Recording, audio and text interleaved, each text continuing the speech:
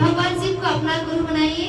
इस संदेश को लेकर हम सभी शिष्य परिवार आज अन्नमाट के पावन पवित्र धरती ममता गुरु बहना के घर पर इकट्ठा होकर मेरे गुरु महेश्वर शिव की चर्चा और भजन को समर्पित किए हैं। शिव गुरु दया कीजिए। साहब ने शिव को अपना गुरु बनाने के लिए 3 सूत्र दिए। जैसे पहले सूत्र में दया मांगना है, दूसरे में चर्चा करना है, तीसरे में नमः शिवाय से अपने गुरु को प्रणाम करना है।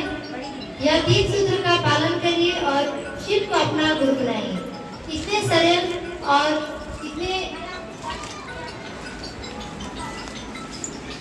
से शिव को अपना गुरु बनाने के लिए आज तक किसी ने नहीं बताया, ना तो साधु संत ने बताया, ना किसी महात्मा ने बताया, ना किसी ज्ञानी ने बताया।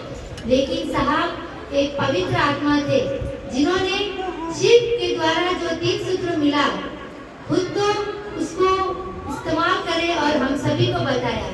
हम भी तो क्या करते हैं, पहले खुद अपनाते हैं। जब हमें उस चीज का प्रभाव अपने जीवन में महसूस होने लगता है तभी दूसरों को बताते हैं।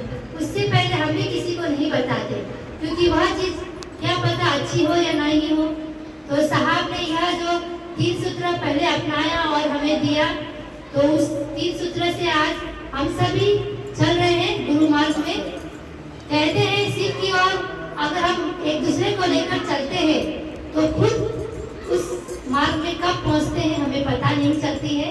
क्योंकि हम गुरु की वाणी को जितने कहते हैं, गुरु के चरणों में शिव गुरु दया करते हैं। क्योंकि जो भी चर्चा या भजन जो भी देते हैं वो हमारे द्वारा कहा गया शब्द नहीं है, यह गुरु हमसे कहलाते हैं। क्योंकि गुरु का दिया ज्ञान ही हम एक दूसरे को बताते हैं। जैसे हम अभी चर्चा में जागा जागा महादेव कहते हैं, तो यह जागा जागा महादेव हम कितने सालों से कह रहे हैं, लेकिन यह जागा जागा महादेव कहाँ से आया ये आपको हमको नहीं पता था। लेकिन जब इस शिव गुरु महोत्सव जब हुआ 17 नवंबर 2024 को, तो हमारी बरखा दीदी आई थी इस पावन धरती पर। उन्होंने हमें बताया, क्योंकि जब तक एक दूसरे से बात किया नहीं जाएगा तो बात पता नहीं चलती है। तो हम तो अली थोड़ा लेट से पहुंची थी, लेकिन मुझे बताया कि जागा जागा महादेव कैसे यह उत्पन्न हुआ। जब साहब ने जो मंदिर, साहब का ऊपर में जो मंदिर है, वहाँ पे साहब जब भी कुछ भी चढ़ाते हैं तो वह भोग ग्रहण हो जाता है शिव गुरु के चरणों में। यह अफवाह तो हर जगह फैली थी। तो जो भी आते हैं कहते हैं कि यह आपके मंदिर में जो भी चढ़ाया जाता है वो चढ़ जाता है, हम सुनते हैं। तो साहब ने कहा जी आप चढ़ाइए, चढ़ जाएगा। तो एक विधायक थे जिन्होंने रेशम का सुंदर चद्दर लाए थे शिव गुरु को चढ़ाने के लिए। उनको यह नहीं पता थी कि वह चद्दर शिव गुरु दिल से देखे तो ले लेते।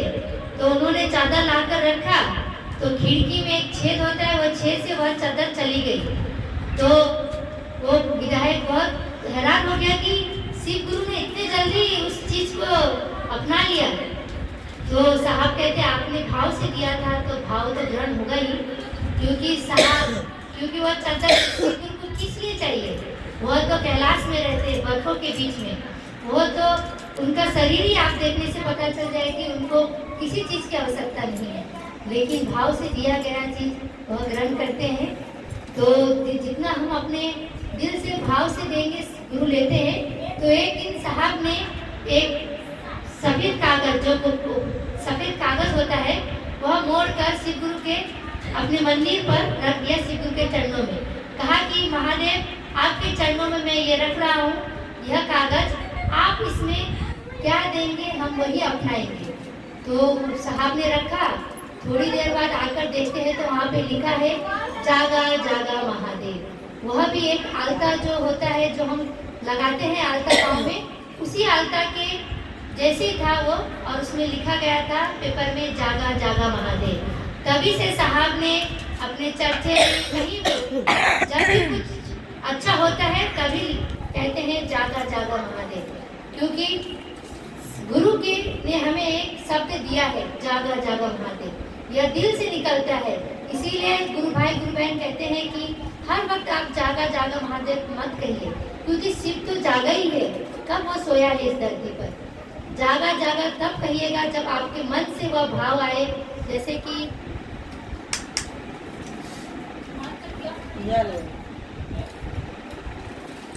कि पार्वती गुरु बहना ने उस दिन अपनी चर्चा में कहा था, तो उस समय मन से एक भाव आया था कि जागा जागा कहो, तो मैंने कहा भी और हर हर महादेव भी कहा, क्योंकि जब दिल को जो चीज अच्छा लगता है तब आप दिल से कहिए कि जागा जागा महादेव, हर हर महादेव, क्योंकि हर हर महादेव कहने से सभी दुख दर्द हर लेते हैं। तो शिव को हमने गुरु बनाया है तो वो हमारा दुख दर्द तो हर ही लेंगे। जैसा मीनू सिंह दीदी का दर्द हर लिया है, घर में भी जाकर हर हर महादेव कहिएगा, जरूर दुख हर होगा। दर्द नहीं देखिए, जब जब आप सीढ़ी में पाँव रखेंगे ना, नमः शिवाय हर हर महादेव कहिए। मुझे दुख तकलीफ होती है ना, मैं तो नमः शिवाय करती हूँ, कि जब भी मेरे को ऐसा लगता है दिल घबराता है, सांस लेने को तकलीफ कभी कभी हो जाता है, तब सांसों में महादेव का नाम रख लीजिए, नमः शिवाय, सारा दुख हल लेते हैं। शरीर कमजोर है लेकिन मन तो पहलवान है, बलवान है, तो मुँह से तो गुरु का भाव निकलेगा ही। तो मैं मेरे गुरु के चरणों में अपनी वाणी को विराम देती हूँ। हर हर महादेव। शरीर तो इतना कमजोर